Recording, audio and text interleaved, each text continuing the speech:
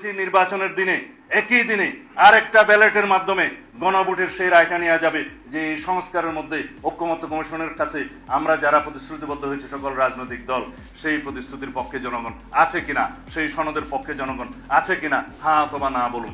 যদি জনগণ হ্যাঁ বলে তাহলে সেই পার্লামেন্ট, সেই নির্বাচিত সংসদের প্রত্যেকটা সংসদ সদস্য আইনানুগভাবে ম্যান্ডেট প্রাপ্ত হবে এই সনদ বাস্তবায়নের জন্য, তারা বাধ্য থাকবে সেই সনদ। ফর্মটা আছে, এটা সংবিধান সংস্কার পরিষদ সদস্যদের শপথ ফর্ম।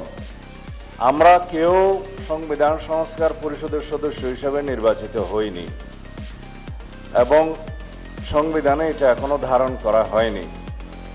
গণভোটের রায় অনুযায়ী সংবিধান সংস্কার পরিষদ গঠিত হলে সেটা সংবিধানে আগে ধারণ করতে হবে এবং সংবিধান সংস্কার পরিষদের সদস্যকে কে শপথ নেওয়াবেন সেটা বিধান করতে হবে।